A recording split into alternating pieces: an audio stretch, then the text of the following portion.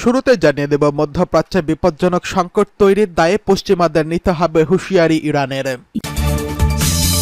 জানিয়ে দেব, তুরস্ক দখলে রেখে রুশ অগ্র অভিযান রোধ করা যাবে না, বলছে ভ্লাদিমির পুতিন। এদিকে গাজায় গণহত্যা বন্ধ করতে দ্রুত ও কার্যকর ব্যবস্থা নিন, বলছেন ইরানের পররাষ্ট্রমন্ত্রী। জানিয়ে দেব, আন্তদেশীয় চুক্তি চূড়ান্ত করবে ইরান ও রাশিয়া, বলছে ল্যাভরভ। সর্বশেষ জানিয়ে দেব, ইহুদিবাদীদের সম্পূর্ণ প্রত্যাহার ছাড়া কোনো যুদ্ধবিরতি সম্ভব নয়, হামাসের সুস্পষ্ট ঘোষণা। মধ্যপ্রাচ্যে বিপজ্জনক সংকট তৈরির দায় পশ্চিমাদের নিতে হবে হুঁশিয়ারি ইরানের। ইরানের পররাষ্ট্রমন্ত্রী সৈয়দ আব্বাস আরকাসি হুঁশিয়ারি উচ্চারণ করে বলেছেন, গাজা উপত্যকায় এবং পশ্চিম তীরে ফিলিস্তিনি জনগণের বিরুদ্ধে ইহুদিবাদী ইসরায়েলের চলমান অপরাধযোগ্য পশ্চিমা এশিয়া অঞ্চলের বিপজ্জনক সংকট তৈরি করেছে। নিজের অফিসিয়াল এক্স পেজে দেওয়া এক পোস্টে তিনি লিখেছেন, পশ্চিম এশিয়া অঞ্চলে দখলদার সরকারের অপরাধমূলক উস্কানি বন্ধ করতে ব্যর্থতার দায় তেল আবিবের পশ্চিমা সমর্থকদের নিতে হবে। আরকাসি বলেছেন, গাজায় জাতিগত শুদ্ধি অভিযান বজায় রেখে এখন পশ্চিম তীরে হত্যা মিশন চালু করার মাধ্যমে ইহুদিবাদী ইসরায়েল পশ্চিম এশিয়া অঞ্চলকে বিপজ্জনক সংকট তৈরির খিড়িখাদে নিয়ে গেছে। ইহুদিবাদী প্রধানমন্ত্রী বেঞ্জামিন নেতানিয়াহুর প্রতি ইঙ্গিত করে আরকাসি বলেন, বিবির পশ্চিমা পৃষ্ঠপোষকরা এই অপরাধমূলক উস্কানির লাগাম টেনে ধরতে ব্যর্থ হলে এর পরিণতির দায় তাদেরকে বহন করতে হবে, তাদেরকে জবাবদিহি করতে হবে। ইহুদিবাদী ইসরায়েল 2023 সালের 7 অক্টোবর থেকে পশ্চিমা দেশগুলোর সার্বিক পৃষ্ঠপোষকতা নিয়ে গাজা উপত্যকায় নিরপরাধ ও নির্যাতিত ফিলিস্তিনি জনগণের বিরুদ্ধে ভয়াবহ গণহত্যা শুরু করে। গাজা স্বাস্থ্য বিভাগের পক্ষ থেকে প্রকাশিত সর্বশেষ পরিসংখ্যানের থেকে জানা যায়, ইসরায়েলি গণহত্যার শিকার হয়ে এ পর্যন্ত প্রায় 40,786 ফিলিস্তিনি শহীদ এবং 94,224 জন আহত হয়েছেন। হতাহতদের উল্লেখযোগ্য অংশই হচ্ছে নারী ও শিশু। এদিকে তুরস্ক দখলে রেখে রুশ অভিযান রোধ করা যাবে না, বলছে ভ্লাদিমির পুতিন। রাশিয়ার প্রেসিডেন্ট ভ্লাদিমির পুতিন বলেছেন, তার দেশের তুরস্ক অঞ্চলে ইউক্রেনের সেনাদের অনুপ্রবেশ পূর্ব ইউক্রেনে রুশ সশস্ত্র বাহিনীর অভিযান রোধ করতে পারবে না। তিনি রুশ ভূখণ্ডে ইউক্রেনীয় দস্যুদের দেখে নেওয়ার হুমকি দিয়েছেন। পুতিন গতকাল রাশিয়ার ভুতা প্রজাতন্ত্র সফরে গিয়ে সেখানকার এক ছাত্র সমাবেশে ভাষণ দিচ্ছিলেন। তিনি রাশিয়ার তুরস্ক অঞ্চলে ইউক্রেনীয় সেনাদের ঢুকে পড়ার কারণ উল্লেখ করে বলেন, তারা ভেবেছিল এর মাধ্যমে তারা দনবাস অঞ্চলে আমাদের অভিযান প্রতিহত করতে পারবে, কিন্তু তাদের যে হিসাব নিকাশ ব্যর্থ হয়েছে।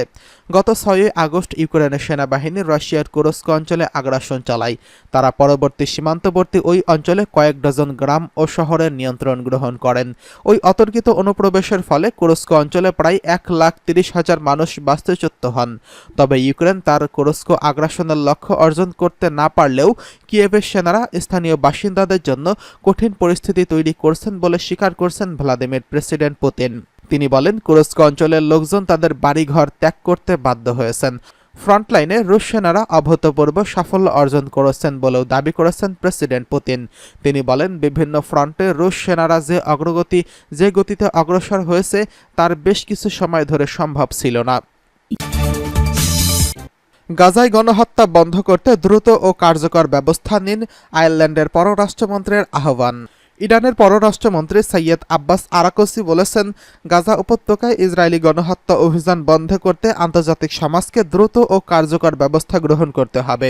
তিনি আইরিশ পররাষ্ট্রমন্ত্রী মিশেল মার্টিনের সঙ্গে এক ফোন আলাপে আরও বলেছেন, ইসলামী প্রজাতন্ত্র ইরান পশ্চিম এশিয়া অঞ্চলে উত্তেজনা প্রশমন করতে চায়। তবে তিনি একথাও বলেছেন যে ইহুদিবাদী ইসরায়েলের প্রধানমন্ত্রী বেঞ্জামিন নেতানিয়াহু তার সরকার জর্দান নদীর পশ্চিম তীর সহ অন্যান্য অঞ্চলগুলোতে সহিংসতা ছড়িয়ে দিতে চাই। ইরানের পররাষ্ট্রমন্ত্রী আরও বলেন, ফিলিস্তিনে ইসলামী প্রতিরোধ আন্দোলন যদি ইসরায়েলের সঙ্গে কোনো যুদ্ধবিরতি মেনে নেয় তবে তার প্রতি পূর্ণ সমর্থন থাকবে। তিনি দ্বিপক্ষীয় সম্মানের ভিত্তিতে আয়ারল্যান্ডের সঙ্গে সম্পর্ক ও সহযোগিতা শক্তিশালী করার আগ্রহ প্রকাশ করেছেন। ফোন আলাপে আয়ারল্যান্ডের পররাষ্ট্রমন্ত্রী পশ্চিম এশিয়া অঞ্চলের উত্তেজনা বিস্তারে উদ্বেগ প্রকাশ করে বলেন, তার দেশ গাজায় অবিলম্বে যুদ্ধবিরতি চায়। সেই সঙ্গে আয়ারল্যান্ড মনে করে ইসরায়েল ও ফিলিস্তিনিদের মধ্যে দ্রুত বন্দি বিনিময় হোক এবং গাজা উপত্যকায় ব্যাপক হারে মানবিক ত্রাণ প্রবেশ করুক। তিনি সকল পক্ষকে সংযম প্রদর্শন করার আহ্বান জানিয়েছেন। এদিকে আন্তদেশীয় চুক্তি চূড়ান্ত করবে ইরান ও রাশিয়া, বলছে ল্যাভরভ। রাশিয়ার পররাষ্ট্রমন্ত্রী সের্গেই লাভরভ বলেছেন তার দেশ অদূর ভবিষ্যতে ইরানের সঙ্গে একটি ব্যাপক ভিত্তিক আন্তদেশীয় অংশীদারিত্ব চুক্তি চূড়ান্ত করবে। তিনি গতকাল Moscow state institute of national relations এর ছাত্র ও শিক্ষকদের সঙ্গে এক বৈঠকে এই মন্তব্য করেছেন। লাভরভ বলেন, গত জুলাই মাসের শেষ দিকে প্রেসিডেন্ট মাসুদ পেজেশকিয়ানের নেতৃত্বাধীন ইরানের নতুন প্রশাসন দায়িত্ব গ্রহণ করার পর তেহরান মস্কো সম্পর্কের ক্ষেত্রে নতুন চুক্তি চূড়ান্ত করার বিষয়টি একটি প্রতীকী পদক্ষেপ হিসেবে বিবেচিত হচ্ছে। রুশ পররাষ্ট্রমন্ত্রী প্রত্যয় ব্যক্ত করে বলেছেন, পারস্পরিক সম্পর্ক অব্যাহত রাখার ব্যাপারে ইরানের নতুন প্রেসিডেন্ট ও পররাষ্ট্রমন্ত্রীর বক্তব্য দ্বিপক্ষীয় সম্পর্ক উন্নয়নের ইরানের নতুন প্রশাসনের আন্তরিক ইচ্ছা মনোভাব প্রতিফলিত করে। লাভরভ বলেন, ইরান ও রাশিয়া দ্রুত সম্পর্কের উন্নয়ন ঘটাতে যাচ্ছে এবং এরই মধ্যে বহু সংকট দ্বিপক্ষীয় প্রকল্প বাস্তবায়ন করেছে এবং ইরান ও রাশিয়া প্রাথমিকভাবে একটি 10 বছর মেয়াদী সহযোগিতা চুক্তি স্বাক্ষর করেছে। পরবর্তীতে 5 বছর করে আরও 10 বছরের জন্য চুক্তিটির মেয়াদ বাড়ানো হয়। মিত্র দুটি দেশের মধ্যকার সম্পর্ককে নতুন উচ্চতায় নিয়ে যেতে এই চুক্তি কার্যকর ভূমিকা পালন করবে বলে আশা করা হয়।